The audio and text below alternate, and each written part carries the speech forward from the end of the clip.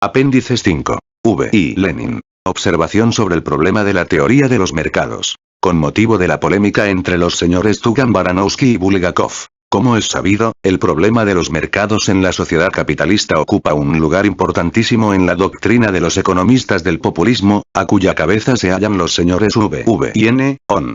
Por eso es absolutamente natural que los economistas contrarios a las teorías de los populistas hayan considerado necesario dirigir la atención a este problema y esclarecer ante todo los puntos fundamentales teórico-abstractos de la teoría de los mercados.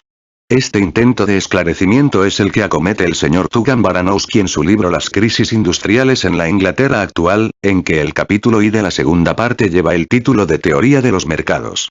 A este mismo problema hubo de consagrar también el señor Bulgakov una obra publicada el año pasado con el título de Sobre los mercados en la producción capitalista, Moscú, 1897. Ambos autores coinciden en cuanto a sus concepciones fundamentales. Los dos toman como centro de gravedad la exposición del magnífico análisis de la circulación y reproducción del capital social en su conjunto que hace Marx en la sección tercera del libro 2 del Capital. Ambos autores están también de acuerdo en que las teorías de los señores V. y N. On sobre el mercado, especialmente el interior, en la sociedad capitalista son incuestionablemente erróneas y debidas bien a la ignorancia o a la incomprensión del análisis de Marx. Los dos autores reconocen que la producción capitalista, al desarrollarse, crea su propio mercado, a expensas, fundamentalmente, de los medios de producción y no de los medios de consumo. Que la realización del producto en general y de la plusvalía en particular puede perfectamente explicarse sin recurrir al mercado extranjero. Que la necesidad del mercado extranjero para un país capitalista no se desprende en modo alguno de las condiciones de la realización, como entienden los señores V. y N. On, sino que obedecen a condiciones históricas, etc. Ante esta plena coincidencia entre los señores Bulgakov y Tugan Baranovsky, podría pensarse que no existe entre ellos ningún punto litigioso y que ambos pueden emplear conjuntamente sus fuerzas en seguir criticando a fondo las doctrinas económicas de los populistas. Pero, en realidad, se ha desatado entre los dos mencionados autores una polémica. Bulgakov, obra citada, pp. 246, 257 y ss. Tugan Baranovsky, en Mir Bozig, El mundo de Dios, 1898, núm. 6. El capitalismo y el mercado, a propósito del libro de S. Bulgakov. A nuestro juicio, tanto el señor Bulgakov como el señor Tugan Baranovsky van demasiado lejos en la polémica y dan a sus observaciones un carácter exclusivamente personal. Examinemos, ante todo, si existe entre ellos una disparidad real de criterio y, caso de que exista, cuál de los dos tiene más razón. Ante todo, el señor Tugan Baranovsky acusa al señor Bulgakov de ser poco original y demasiado aficionado a jurare in verba magistri, Mir Bozig, p. 123. La solución del problema sobre la función del mercado extranjero para un país capitalista expuesta por mí, y que el señor Bulgakov ha tomado íntegramente, no procede en modo alguno de la de Marx, escribe el señor Tugan Baranovsky. A nosotros nos parece que esta explicación es inexacta, pues la solución que el señor Tugan Baranovsky da al problema está tomada precisamente de Marx. Por ello, sin duda, ha sido recogida por el señor Bulgakov. Es decir, que la polémica no puede girar en torno a la originalidad, sino en torno a la concepción de esta o la otra tesis de Marx, de la necesidad de interpretar a Marx de este o del otro modo. El señor Tugan Baranovsky dice que Marx, en el tomo 2, no toca para nada el problema del mercado extranjero, y vid. Esto no es exacto. La misma sección, la tercera, del tomo 2 en que se expone el análisis de la realización del producto, Marx explica de un modo muy concreto la relación entre este problema y el del comercio exterior, lo que implica también el mercado exterior. Dice acerca de esto lo siguiente. La producción capitalista es inseparable del comercio exterior. Y el supuesto de una reproducción normal anual a base de una escala de Haza lleva aparejado también el supuesto de que el comercio exterior solo supla los artículos del interior del país mediante artículos de otra forma útil y natural sin afectar con ello a las proporciones de valor, ni tampoco, por consiguiente, a las proporciones de valor entre las dos categorías de los medios de producción y los medios de consumo ni a las que rigen entre el capital constante, el capital variable y la plusvalía, a las proporciones en que puede descomponerse el valor del producto de cada una de aquellas dos categorías. Por eso, el tener en cuenta el comercio exterior cuando se trata de analizar el valor del producto reproducido anualmente solo sirve para mover a confusión sin aportar ningún criterio nuevo ni en cuanto a los términos del problema ni en cuanto a su solución. Debemos, pues, prescindir en absoluto de ese factor, el capital, T2. P. 445. Subrayado por nosotros. La solución que da al problema Tugan-Baranovsky, en todo país que importa mercancías del extranjero puede quedar capital sobrante, el mercado exterior es incondicionalmente necesario, para tales países crisis industriales, p. 429, cit. En Mirvosig, y vid.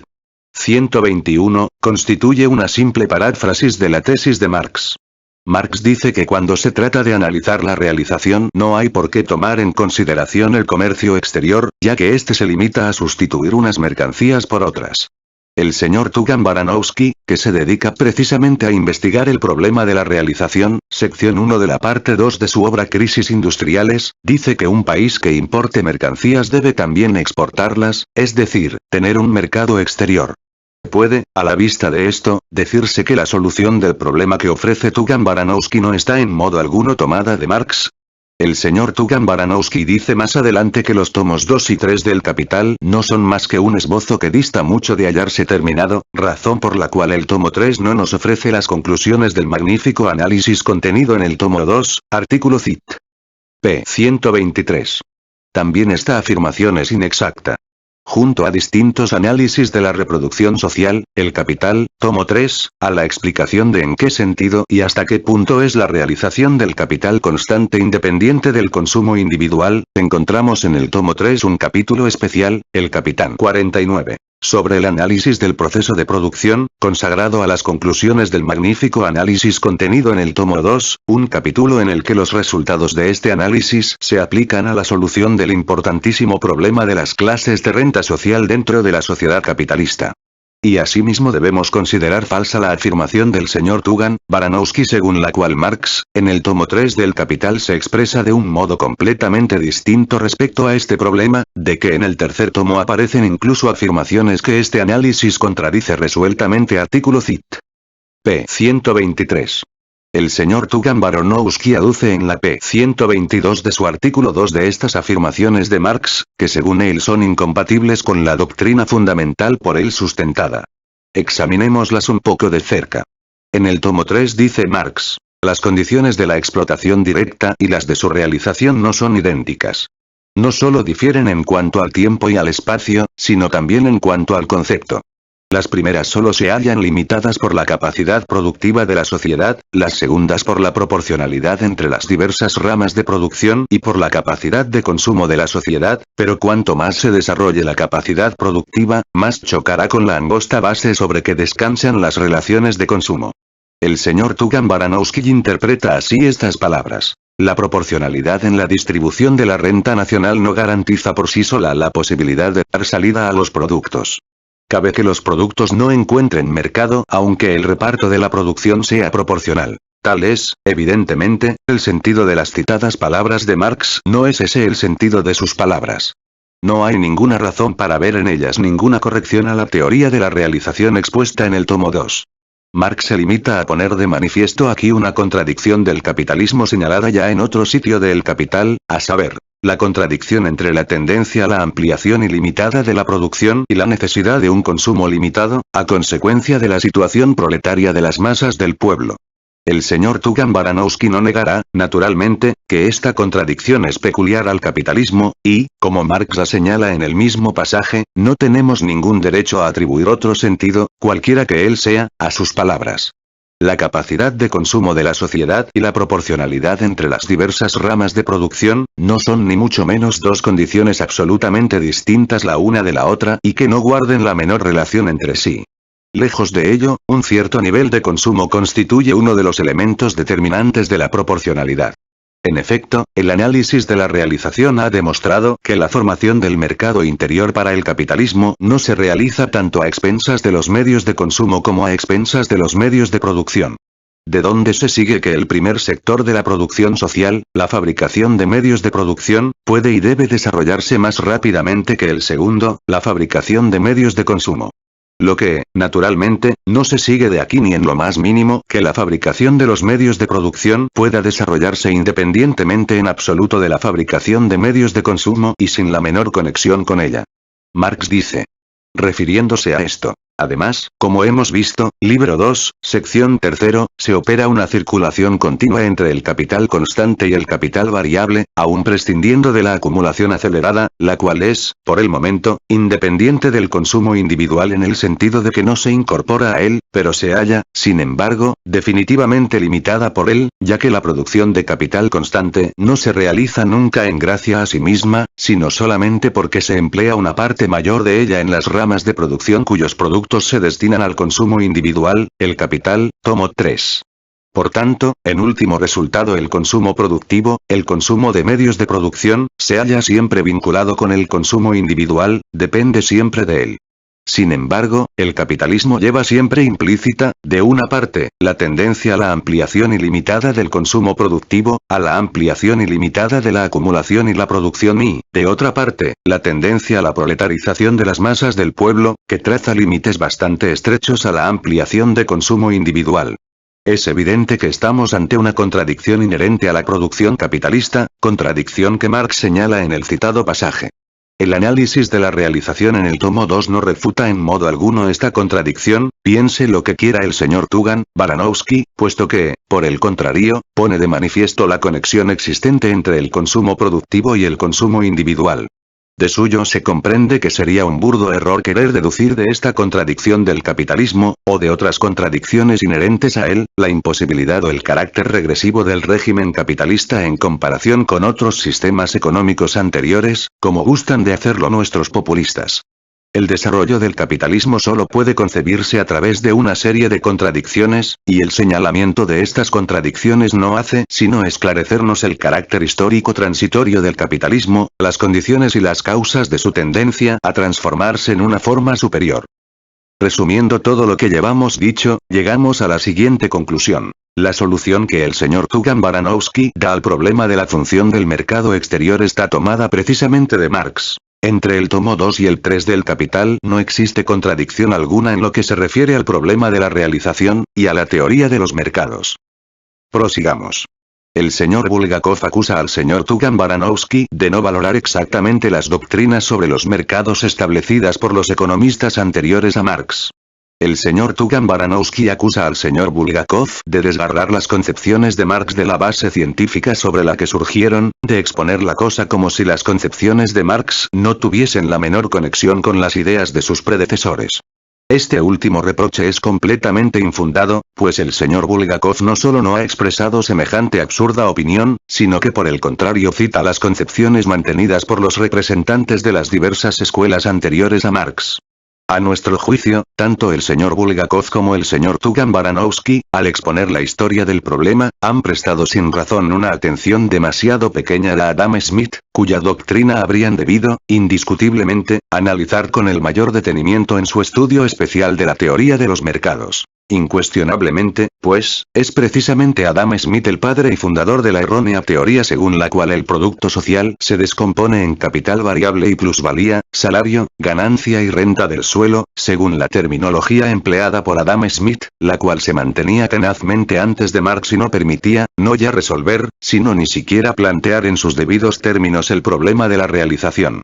El señor Bulgakov declara con absoluta razón que a la vista de la falsedad de los puntos de partida y de la falsa formulación del problema, estos mismos litigios surgidos en la literatura económica en torno a la teoría de los mercados podrían degenerar fácilmente en sutilezas vacuas y escolásticas sobre palabras p. 21 de la citada obra, nota. Sin embargo, el autor solo dedica una página a toda la obra de A. Smith y pasa por alto el profundo y brillante análisis de la teoría de A. Smith que Marx hace en el capítulo 19 del tomo 2 del Capital, pp. 341-371, ocupándose en cambio de las doctrinas de autores de segundo plano y carentes de originalidad como J.St. Mill y von Kirchmann. Por lo que se refiere al señor Tugan Baranowski, omite totalmente a Adam Smith, por cuya razón, al exponer las ideas de los economistas posteriores descarta su error fundamental, consiste en repetir el error de A. Smith señalado más arriba. Huelga decir que, en estas condiciones, su exposición dista mucho de ser satisfactoria. Pondremos solamente dos ejemplos. Después de exponer su esquema NUM 1, que ilustra la reproducción simple, dice el señor Tugan Baranowski. Pero el caso de la reproducción simple examinado por nosotros no suscita ninguna duda. Los capitalistas consumen, según el supuesto de que aquí partimos, toda su ganancia, debiendo darse por sentado que la oferta de mercancías no superará a la demanda. Crisis industriales, p. 409. Esto no es exacto. No debe darse por sentada tal cosa en lo que se refiere a los economistas anteriores, ya que ellos no se hallaban ni siquiera en condiciones de explicar la reproducción simple del capital social. Y no eran capaces de explicarla, porque no habían comprendido que el producto social se descompone, en cuanto a su valor, en capital constante más capital variable más plusvalía, y en cuanto a su forma material en los dos grandes sectores de los medios de producción y los medios de consumo. Por eso este caso suscitaba en Adam Smith la duda que, según ha puesto de manifiesto Marx, le arrastra a la confusión. El hecho de que los economistas posteriores incurran en el error de A. Smith sin incurrir en su duda, solo demuestra una cosa, que en el aspecto teórico y en lo que a este problema se refiere, han dado un paso atrás. También se equivoca el señor Tugan Baranowski cuando dice, la teoría de Say Ricardo es absolutamente exacta desde un punto de vista teórico. Si sus adversarios se hubiesen tomado el trabajo de calcular numéricamente el modo como se distribuyen las mercancías en la economía capitalista, habrían llegado fácilmente a la conclusión de que la negación de esta teoría implica una contradicción lógica y vid. p. 427. No, la teoría de Say Ricardo es absolutamente falsa, en su aspecto teórico. Ricardo vuelve a incurrir en el error de A. Smith. Véase su obra, Trad. Por Siever, San Petersburgo 1882, p. 220 Capitán 26, la renta bruta y la renta neta, y Say lleva a su término este error al afirmar que la distinción entre el producto bruto y el producto neto de la sociedad es absolutamente subjetiva. Por mucho que Say Ricardo y sus adversarios calculasen numéricamente, jamás llegarían a un resultado, pues aquí no se trata, ni mucho menos, de cifras, como ya ha puesto de relieve Bulgakov, con absoluta razón, a propósito de otro pasaje de la obra de Tugan Baranowski, Bulgakov, y vid. p. 21, nota. Con esto, llegamos a otro de los puntos sobre que versa la polémica entre los señores Bulgakov y Tugan Baranowski, a saber, el problema de los esquemas matemáticos y del valor que debe atribuírseles. El señor Bulgakov afirma que los esquemas del señor Tugan Baranowski por diferir del modelo, es decir, de los esquemas de Marx, pierden una parte considerable de su fuerza de convicción y no explica el proceso de la reproducción social y vid. 248, mientras que el señor Tugan Baranowski dice que el señor Bulgakov no entiende con claridad la verdadera función de estos esquemas Mirvosig, Num. 6, año 1898, p. 125. A nuestro juicio, la razón se halla en este caso de parte del señor Tugan Baranowski, quien cree que prueban una conclusión y vid. Los esquemas de por sí no pueden probar nada. Solo pueden ilustrar un proceso, siempre y cuando los distintos elementos que los forman se hallen teóricamente esclarecidos. El señor Tugan Baranowski establece sus propios esquemas, distintos de los demás, e incomparablemente menos claros que los de este, omitiendo el esclarecimiento teórico de los elementos del proceso que los esquemas tratan de ilustrar. La tesis fundamental de la teoría de Marx que demuestra que el producto social no se descompone solamente en capital variable más plusvalía, como entienden A. Smith, Ricardo, Proudhon, Rodbertus y otros, sino en capital constante más las partes indicadas, no es explicada en modo alguno por el señor Tugan Baranowski, a pesar de darla por supuesta en sus esquemas.